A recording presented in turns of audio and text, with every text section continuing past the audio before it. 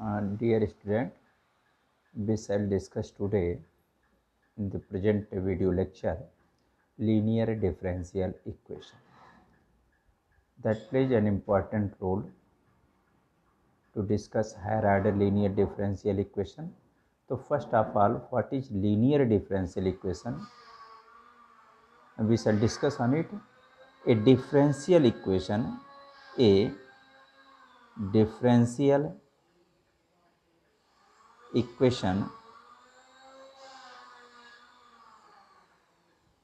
is said to be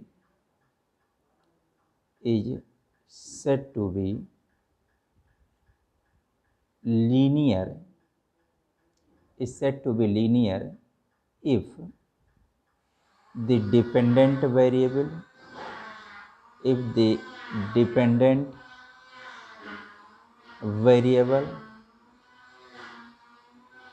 and its derivative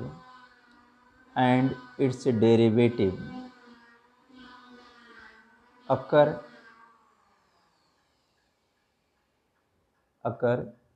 only in the first degree, and are not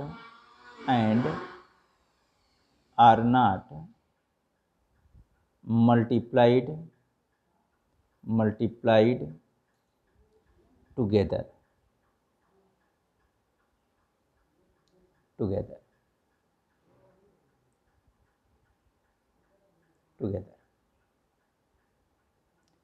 देखिएगा, कहा कि किसी भी डिफरेंशियल इक्वेशन को हम एक लीनियर डिफरेंशियल इक्वेशन कहेंगे. Any differential equation is said to be a linear differential equation if the dependent variable and its derivative occur only in the first degree and are not multiplied together.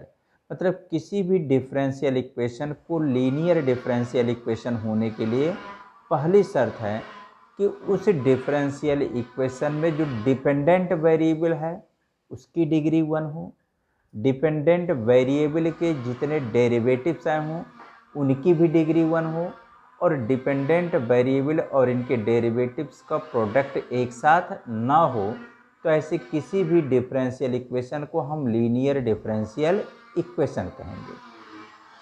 इसी क्रम में कह रहे हैं the general form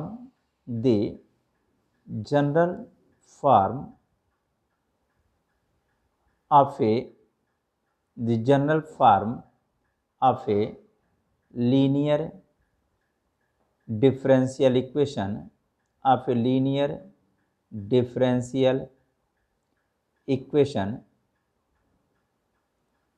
of the first order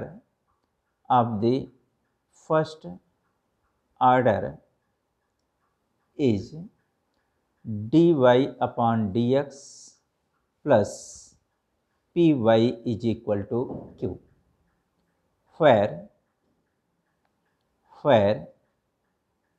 P and Q are functions of x only,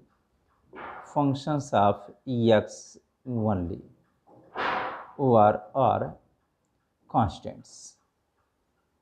देखिए कहा जा रहा है, पहले आपने जो लीनियर डिफरेंशियल इक्वेशन की डेफिनेशन दिया, कहा गया किसी भी डिफरेंशियल इक्वेशन को हम लीनियर डिफरेंशियल इक्वेशन कहेंगे बशर्ते कि उस डिफरेंशियल इक्वेशन में डिपेंडेंट वेरिएबल की डिग्री 1 हो, डिपेंडेंट वेरिएबल के डेरिवेटिव की भी डिग्री 1 हो, और डिपेंडेंट वेरिएबल और डेरिवेटिव का प्रोडक्ट एक साथ ना हो. तो एक पर्टिकुलर एग्जाम्पल लिया गया, general form of linear differential equation of first order first degree लिया गया. इस डिफरेंशियल इक्वेशन में देखेंगे दो वेरिएबल आए हैं, एक x और दूसरा y. p और q के भी बारे में बोला जा रहा है कि p और q फंक्शन ऑफ x हो सकते हैं या इनकी जगह कांस्टेंट हो सकता है. तो आप यह भी जानते हैं कि जिस वेरिएबल को हम डिफरेंशिएट करते हैं उसे हम डिपेंडेंट वेरिएबल कहते हैं, और जिसके रिस्पेक्ट में डिफरेंशिएट करते हैं उसे हम इंडिपेंडेंट वेरिएबल कहते हैं. तो यहाँ देखा जाए हम लोगों ने y को डिफ्रेंशिएट किया है, it means y is dependent variable, और x के रिस्पेक्ट में किया है, इसका मतलब x इज इंडिपेंडेंट वेरिएबल। तो जो डिपेंडेंट वेरिएबल y है देखेंगे तो उसकी डिग्री हर एक टर्म में हम लोगों को क्या दिख रही है, 1 दिख रही है, नंबर 1। नंबर 2, डिपेंडेंट वेरिएबल का एक ही डेरिवेटिव दिख रहा है dy/dx, इसकी भी डिग्री 1 है। और साथ ही साथ डिपेंडेंट वेरिएबल y और इसका डेरिवेटिव dy/dx, इन दोनों का प्रोडक्ट एक साथ नहीं है। तो according to definition it is a linear differential equation. हाँ, p और q के बारे में क्लियर कट कहा जा रहा है, these are functions, these may be functions of x और it may be constant. Clear? तो ये हो गया differential equation of first order first degree. First order first degree क्यों कहा गया है? क्योंकि यहाँ डिपेंडेंट वेरिएबल को x के रिस्पेक्ट में एक ही बार डिफरेंशिएट किया गया है, इसलिए ऑर्डर हो गया 1, और dy/dx का पावर भी 1 है, इसलिए डिग्री भी क्या हो गया, 1। तो it is a standard form of linear differential equation of first order and first degree. अब अगर ये linear differential equation of first order first degree है तो इक्वेशन 1 को एक नाम से और हम लोग जानते हैं का equation 1 is also known as Leibniz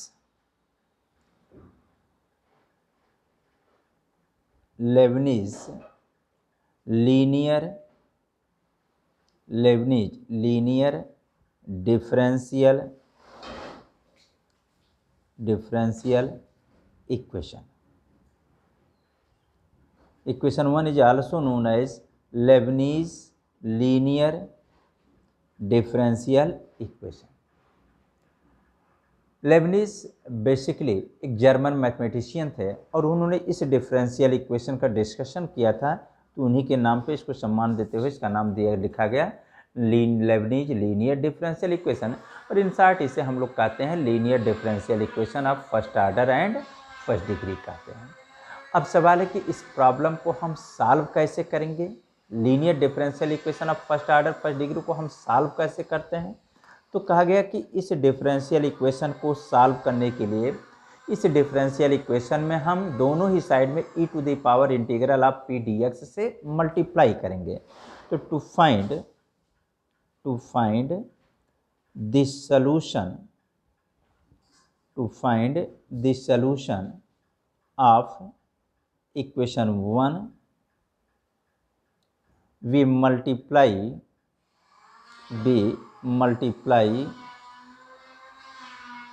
both sides of equation 1 by e to the power integral of p dx and get देखा जाए मल्टीप्लाई किया जाए, मल्टीप्लाई करेंगे तो ये हो जाएगा dy/dx। में मल्टीप्लाई कर रहे हैं हम लोग e to the power integral of p dx से, ये हो गया, प्लस py लिखा है तो y into e to the power integral of p dx से यहाँ भी मल्टीप्लाई कर दिया, और p भी है, इसको एक साथ लिख दिया, is equal to q into e to the power integral of p dx। तो जब आप देखेंगे तो इक्वेशन नंबर 1 के दोनों ही साइड में e to the power integral of p dx से मल्टीप्लाई कर दिया गया। अब थोड़ा सा अगर हम इसे सिंप्लीफाई करें तो इसे हम लिख सकते हैं कि d/dx of y into e to the power integral of p dx। Left hand side को लिखा है। अगर इसमें से हम एक को फर्स्ट फंक्शन मान लें, दूसरे को सेकंड फंक्शन मान लें, तो ये हम पा सकते हैं का first function e to the power integral of p dx, integral of second तो ये हो जाएगा dy/dx, plus second function y, derivative of first function derivative of second dy/dx, plus second function y, derivative of first d/dx of e to the power integral of p dx करेंगे। तो d/dx of e to the power integral of p dx करेंगे तो ये चीज़ आपको मिल जाएगी, ठीक, is equal to q into e to the power integral of P D x, इसको ऐसे लिख दिया गया। अब आप जो है इसको हम इंटीग्रेट करें तो कहा ऑन इंटीग्रेशन, जब इसे आप इंटीग्रेट करेंगे तो लेफ्ट हैंड साइड में आप यह भी जानते हैं कि reverse process of differentiation is known as integration. तो इंटीग्रेट करेंगे तो लेफ्ट हैंड साइड में मिलेगा y into e to the power integral of P D x. Right hand side में क्या मिलेगा, integral of q into e to the power integral of P D x, और ये हो गया with respect to x plus c, where c is constant of integration, where c is constant of integration, ये हो गया आपका। का c क्या है, कहा c is constant of integration है, तो ये हो गया आपका y into e to the power integral of P D x equals whole integral q into e to the power integral of P D x with respect to x plus c। ये चीज़ हम लोगों को मिल गया। अब जब ये चीज़ आपको मिल गया तो इसको भी समझा जाए कि आपने ये कहा क्या है। तो e to the power integral of P D X मतलब ये जो सलूशन आया है दिए गए डिफरेंशियल इक्वेशन का, जो सलूशन आया है y into e to the power integral of P D x is equal to integral of q into e to the power integral of P D x with respect to x plus c। इसमें इस problem को equation number 1, जिसको आपने linear differential equation of first order and first degree कह रखा था, उस problem को सॉल्वेबल बनाने के लिए पहली शर्त तो यह है कि dy बाई डी एक्स का गुणांक 1 होना चाहिए। मतलब in the general form of A linear differential equation of first order and first degree, the coefficient of dy by dx should be unity, must be unity। और इस dy by dx plus P Y is equal to Q को integrable बनाने के लिए, solvable बनाने के लिए आपने e to the power integral of P D X से इसके दोनों साइड में मल्टीप्लाई किया था। तो जिस फंक्शन से मल्टीप्लाई करके इसे इंटीग्रेबल बनाया गया उसको एक नाम देते हैं, कहते हैं that is known as integrating factor. मतलब the factor e to the power integral of P D X which on multiplying both sides of equation 1 becomes the differential coefficient of a single function is called integrating factor। और short में इसे हम denote करते हैं IF से। मतलब इस पूरे को हम इस तरीके से भी लिख सकते हैं y that is dependent variable e to the power integral of P D x को अगर हम इंटीग्रेटिंग फैक्टर करें तो इसको डिनोट कर दिया किससे, IF से। IF stands for integrating factor is equal to whole integral Q into integrating factor, ये हो गया IF with respect to independent variable plus arbitrary constant. तो इसको हम ऐसे भी पढ़ते हैं, ये लिख तो जरूर दिया, कह तो जरूर दिया कि जिस e to the power integral of P D X से इस इक्वेशन नंबर 1 में मल्टीप्लाई करके इक्वेशन 1 का सलूशन फाइंड आउट किया गया, उस e to the power integral of P D x को हम इंटीग्रेटिंग फैक्टर कहेंगे, ये कह दिया गया। लेकिन इसको जब अपनी भाषा में पढ़ना होता है तो इक्वेशन नंबर 1 में डिपेंडेंट वेरिएबल y है, तो इसको हम पढ़ते हैं dependent variable into integrating factor is equal to whole integral q multiplied by integrating factor with respect to independent variable plus arbitrary constant. आप यह भी देख सकते हैं, ये तो आपको सॉल्यूशन मिल गया। अब आपके सामने हमने लिखा एक next equation dx by d y plus p x is equal to q. यहाँ देखिएगा, और यहाँ हम कह रहे हैं p और q क्या है, फंक्शन ऑफ y है। यहाँ भी देखेंगे दो वेरिएबल इस इक्वेशन में आए हुए हैं, एक वेरिएबल x है और दूसरा वेरिएबल y है। जिस वेरिएबल को हम डिफरेंशिएट करते हैं उसे डिपेंडेंट वेरिएबल कहते हैं। तो इस इक्वेशन में भी तो x को डिफरेंशिएट किया गया है, इसका मतलब x is dependent variable, y के रिस्पेक्ट में किया गया, it means y is independent variable. और जो लीनियर डिफरेंशियल इक्वेशन की डेफिनेशन दिया गया है उस डेफिनेशन में क्लियर कट कहा गया है कि किसी भी डिफरेंशियल इक्वेशन को लीनियर डिफरेंशियल इक्वेशन होने के लिए उस डिफरेंशियल इक्वेशन में डिपेंडेंट वेरिएबल की डिग्री हर एक टर्म में 1 होनी चाहिए। तो x की डिग्री हर एक टर्म में 1 है। इसका डेरिवेटिव हुआ dx/dy, उसकी भी डिग्री क्या हो गई, 1 हो गई। तो डिपेंडेंट वेरिएबल की भी डिग्री x की डिग्री हर एक टर्म में देख सकते हैं, यहाँ भी x की डिग्री 1 है, यहाँ भी x की डिग्री 1 है। इसका एक ही डेरिवेटिव है dx/dy, उसकी भी डिग्री 1 है। और साथ ही साथ x और dx/dy इन दोनों का प्रोडक्ट एक साथ नहीं है, तो अकॉर्डिंग टू डेफिनेशन इसे भी हम लीनियर डिफरेंशियल इक्वेशन कहेंगे। और यहाँ जो p और q हो उसके बारे में कहा गया है या तो यह फंक्शन ऑफ y होगा और या तो यह कांस्टेंट होगा। ऐसे ही अगर मान लीजिए ये लिख दिया गया dz/dt plus p into dz is equal to q, जहाँ p और q फंक्शन ऑफ t हो सकता है या कांस्टेंट हो सकता है, तो इसे भी हम डेफिनेशन के according linear differential equation of first order and first degree कहेंगे। अब आइए अगर आपके सामने मान लीजिए ऐसे लिख दिया जाए d2y/dx² plus 3dy/dx plus 4y is equal to 0 लिख दिया गया। तो इस डिफरेंशियल इक्वेशन में देखेंगे ध्यान से, तो डिपेंडेंट वेरिएबल y और इंडिपेंडेंट वेरिएबल x है।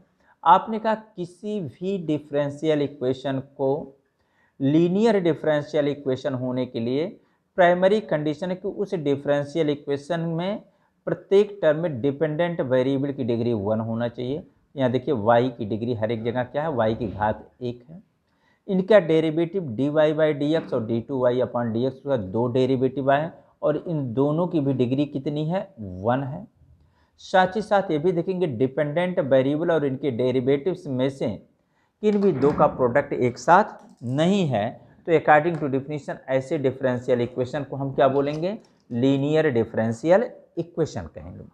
लेकिन चूंकि इस डिफरेंशियल इक्वेशन में डिपेंडेंट वेरिएबल को मैक्सिमम 2 बार डिफरेंशिएट किया गया है, इसलिए इसे हम linear differential equation of second order कहेंगे या linear differential equation of higher order कहेंगे। तो बेसिकली हमको सबसे पहले ये समझना था कि लीनियर डिफरेंशियल इक्वेशन कहते किसे हैं। एक और एग्जाम्पल ले लेते हैं। मान लीजिए ये लिखा है d⁴y/dx⁴ plus 3x³ into d2y/dx³, ये लिख दिया d3y/dx³ plus 2x² into d2y/dx² plus x into dy/dx plus y equals x², ऐसे लिख दिया गया एक इक्वेशन। तो यहाँ भी क्लियर कट देख सकते हैं कि डिपेंडेंट वेरिएबल y है और y की डिग्री हर एक टर्म में 1 है। नंबर 2, इसके जितने भी डेरिवेटिव्स आए हुए हैं, चाहे फर्स्ट डेरिवेटिव हो, चाहे सेकंड डेरिवेटिव हो, चाहे थर्ड डेरिवेटिव, चाहे फोर्थ डेरिवेटिव, किसके, y के डिपेंडेंट वेरिएबल की जितने भी डेरिवेटिव्स आए हैं उन सब की भी डिग्री 1 है, उन सब की डिग्री 1 है। तो डिपेंडेंट वेरिएबल की डिग्री 1, इनके डेरिवेटिव्स की डिग्री 1, और साथ ही साथ ये भी देखेंगे कहीं पर भी डिपेंडेंट वेरिएबल और इनके डेरिवेटिव्स का प्रोडक्ट एक साथ नहीं है, तो अकॉर्डिंग टू डेफिनेशन यह भी लीनियर डिफरेंशियल इक्वेशन है। चूँकि इस डिफरेंशियल इक्वेशन में डिपेंडेंट वेरिएबल को मैक्सिमम 4 टाइम डिफरेंशिएट किया गया है, इसलिए इसे हम 4th ऑर्डर का लीनियर डिफरेंशियल इक्वेशन कहते हैं। क्लियर? तो ये higher order linear differential equation ये भी हो गया। बट अभी तो हम लोग लीनियर डिफरेंशियल इक्वेशन किसे कहते हैं इस पर विचार कर रहे हैं, और साथ ही साथ ये भी आइडेंटिफाई करके कहा गया कि linear differential equation of first order first degree क्या होता है और उसका सलूशन हम किस तरीके से फाइंड आउट करते हैं। और उसके सोल्यूशन को फाइंड आउट करने के लिए कहा गया यदि डिपेंडेंट वेरिएबल उस डिफरेंशियल इक्वेशन में y है तो dependent variable into integrating factor is equal to हो जाएगा integral of q into integrating factor with respect to independent variable plus arbitrary constant. अब इसको समझने के लिए एक प्रॉब्लम हम लोग कंसीडर करते हैं कि एग्जाम्पल लेते हैं। एक एग्जाम्पल लिया कहा solve dy upon dx plus 3x square upon 1 plus x cube into y equals sign square x upon 1 plus x cube. देखिएगा एक सिंपल सा प्रॉब्लम आपके सामने लिखा गया dy by D x plus 3x square upon 1 plus x cube operated on y equals sign square x upon 1 plus x cube. तो जब इस प्रॉब्लम को हम लोग सॉल्व करने की कोशिश करेंगे तो सबसे पहले तो आप ये तो कहेंगे प्रॉब्लम सॉल्व करते समय गिवन दैट जो आपको दिया गया है dy by D x plus 3x square upon 1 plus x cube operated on y equals sign square x upon 1 plus x cube. ध्यान से देखेंगे पूरे डिफरेंशियल इक्वेशन में दो वेरिएबल्स दिख रहे हैं x और y। आपने ये भी कहा रखा कि जिस वेरिएबल को हम डिफरेंशिएट करते हैं उसे हम डिपेंडेंट वेरिएबल कहते हैं। y इज डिपेंडेंट वेरिएबल और किसके रिस्पेक्ट में कर रहे हैं x के रिस्पेक्ट में। इसका मतलब x क्या हो गया एक इंडिपेंडेंट वेरिएबल हो गया। क्लियर। चूंकि डिपेंडेंट वेरिएबल की डिग्री हर एक टर्म में 1 है इसके डेरिवेटिव की भी डिग्री 1 है। साथ ही साथ डिपेंडेंट वेरिएबल और डेरिवेटिव का प्रोडक्ट नहीं है। कुल मिला के यह एक लीनियर डिफरेंशियल इक्वेशन हो गया। चूंकि डिपेंडेंट वेरिएबल को x के रिस्पेक्ट में एक ही बार डिफरेंशिएट कर दिया गया है एक ही बार किया गया है इसका मतलब यह linear differential equation of first order and first degree बन गया है। अब इसको अगर हम इक्वेशन नंबर 1 कह दें तो क्या इसे स्टैंडर्ड फॉर्म से कंपेयर करें तो क्या comparing equation 1 with dy upon dx plus py is equal to q। ये standard form of linear differential equation of first order first degree आप अभी ने देखा है अपने आर्टिकल में। कहा जा रहा है इस प्रॉब्लम को इससे कंपेयर करिए ताकि जान सकें उसके जैसा है या नहीं है। तो आपने कहा था स्टैंडर्ड फॉर्म में कि dy बाई डी एक्स का कोफिशिएंट 1 होना चाहिए तो इस प्रॉब्लम में भी dy बाई डी एक्स का कोफिशिएंट 1 है। दूसरा आपने कहा था y का गुणांक यहाँ पर p और p किसका कोफिशिएंट होगा या तो x का होगा या कांस्टेंट होगा। तो यहाँ देखिए p की जगह पे लिखा हुआ 3x square upon 1 plus x cube. ऐसे ही हम देख सकते हैं q की जगह पे लिखा हुआ sine square x upon 1 plus x cube. तो आप क्लियर कट कह सकते हैं here p is equal to compare करने पे जो आपको मिल रहा है p इज इक्वल टू मिल रहा है 3x square upon 1 plus x cube और q इज इक्वल टू आपको मिल रहा है sine square x upon 1 plus x cube. तो p हो गया और q हो गया p q आपको मिल गया। अब पहला काम है इंटीग्रेटिंग फैक्टर को फाइंड आउट करना। तो इंटीग्रेटिंग फैक्टर निकालने के लिए हम लोग लिखते हैं e to the power integral of p dx। तो हो जाएगा e to the power integral of p की जगह होगा 3x square upon 1 plus x cube into d x. इतना लिख लिया। अब इतना लिख तो लिया अब इसको इंटीग्रेट करना है।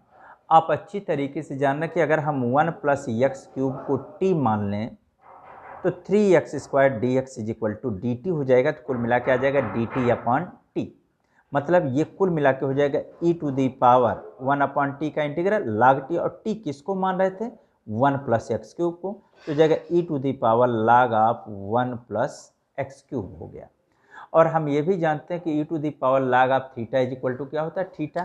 तो इसका मतलब इसको हम ले सकते हैं this is equal to 1 plus x cube. इतना आ गया e to the power log of theta मतलब थीटा होता तो ये आ गया 1 plus x cube integrating factor मिल गया। तो कहा hence required solution is required solution क्या होगा? डिपेंडेंट वेरिएबल, अभी आपको याद आना चाहिए, तो y है। इंटीग्रेटिंग फैक्टर जो निकाला गया 1 + x³ हो गया, is equal to whole integral q। q की जगह क्या है? q की जगह है sine square x upon 1 + x³ into integrating factor, वो तो है आपका 1 + x³ with respect to independent variable plus arbitrary constant. अब इस 1 + x³ से यह 1 + x³ कैंसिल हो गया, बचा क्या आपके सामने? Integral of sine square x dx plus c, इतना बच गया। अब साइन स्क्वायर x का इंटीग्रेशन करना है, तो कहीं ना कहीं आप जानते हैं इसको हम जानते हैं कि cos 2x इक्वल्स होता है 1 - 2 साइन स्क्वायर x। तो अब यहाँ से सोच ले 2 साइन स्क्वायर x इक्वल्स क्या हो जाएगा? 1 - cos 2x। तो साइन स्क्वायर x इक्वल्स क्या हो जाएगा? 1 - cos 2x अपान 2। तो इसको लिख सकते हैं 1 - cos 2x upon 2 with respect to x plus c। 1/2 constant होके बाहर आ जाएगा, इतना आ गया। और 1 को x के रिस्पेक्ट में इंटीग्रेट करेंगे तो x आएगा, और cos 2x को इंटीग्रेट करेंगे तो sin 2x upon 2 plus arbitrary constant, इतना आ गया।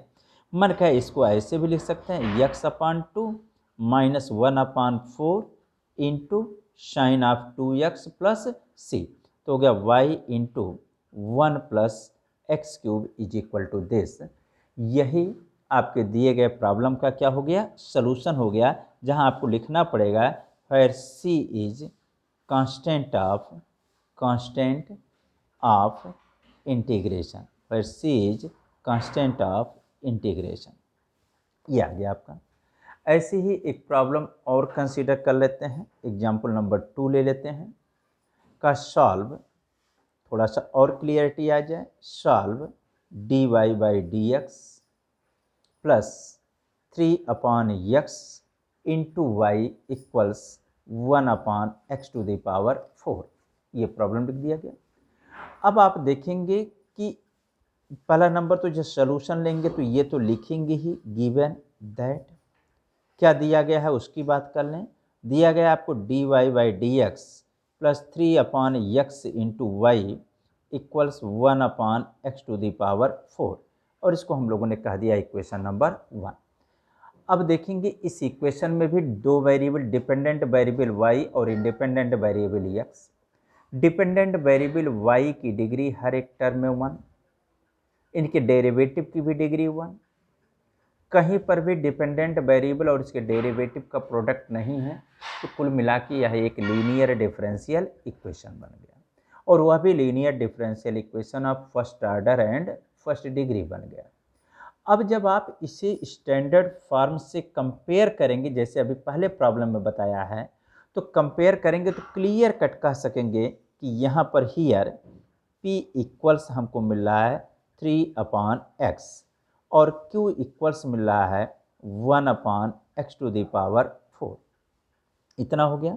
तो इंटीग्रेटिंग फैक्टर आप निकालेंगे तो ये मिल जाएगा e⁻इंटीग्रल ऑफ p dx, तो हो जाएगा e⁻इंटीग्रल ऑफ p मतलब 3/x dx, कुल मिला के हो जाएगा e⁻³ into integral of 1/x dx, ऐसे लिख सकते हैं। कुल मिला के आ जाएगा e⁻³ 1/x का इंटीग्रल क्या हो गया? log x हो गया। अब इसको हम लिख सकते हैं e⁻n log m is equal to log m⁴ तो हो जाएगा log ऑफ x³, और e⁻log ऑफ x³ को क्या लिख सकते हैं? x³। तो इंटीग्रेटिंग फैक्टर हम लोगों को मिल गया। अब जब इंटीग्रेटिंग फैक्टर मिल गया तो सिर्फ बाकी क्या रह गया? सॉल्यूशन लिखना। तो hence required solution is required solution क्या होगा? डिपेंडेंट वेरिएबल क्या है? y इंटू इंटीग्रेटिंग फैक्टर मिला आपको x³ is equal to whole integral q, q की जगह है आपके पास 1/x⁴ इंटू इंटीग्रेटिंग फैक्टर वह मिल गया है x³ with respect to independent variable plus arbitrary constant. थोड़ा सा सिंप्लीफाई करेंगे तो x³ से x⁴ का एक 3 पावर कैंसिल हो जाएगा तो बचेगा क्या 1/x dx प्लस c। अब 1/x को जब x के रिस्पेक्ट में आप इंटीग्रेट करेंगे तो ये क्या देगा log x प्लस c। तो ये हो जाएगा y(x³ is equal to log x plus c। और जहां आप आसानी से कह सकते हैं कि where c is constant of integration, c is constant of integration, constant of integration. तो ये इस प्रॉब्लम का सलूशन हो गया। आज हम लोगों ने बेसिकली जो डिस्कशन में लिया वह यही था कि फर्स्ट ऑफ ऑल कैसे हम जानते हैं कि दिया गया differential equation linear differential equation है। सेकंड, उसी लीनियर डिफरेंशियल का इक्वेशन का एक पर्टिकुलर केस लिया, linear differential equation of first order first degree, जिसको हम लेबनीज लीनियर डिफरेंशियल इक्वेशन भी कहते हैं।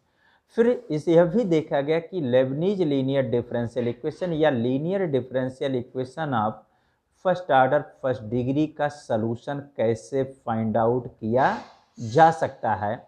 और उसका जो सलूशन फाइंड आउट किया गया कहा गया कुछ नहीं, dependent variable into integrating factor is equal to whole integral Q into integrating factor with respect to independent variable plus arbitrary constant. का ये दूसरे तरीके से भी डिपेंडेंट वेरिएबल y के बजाय x भी हो सकता है, z भी हो सकता है। ये सारी चीज़ें डिस्कशन में लिए गए।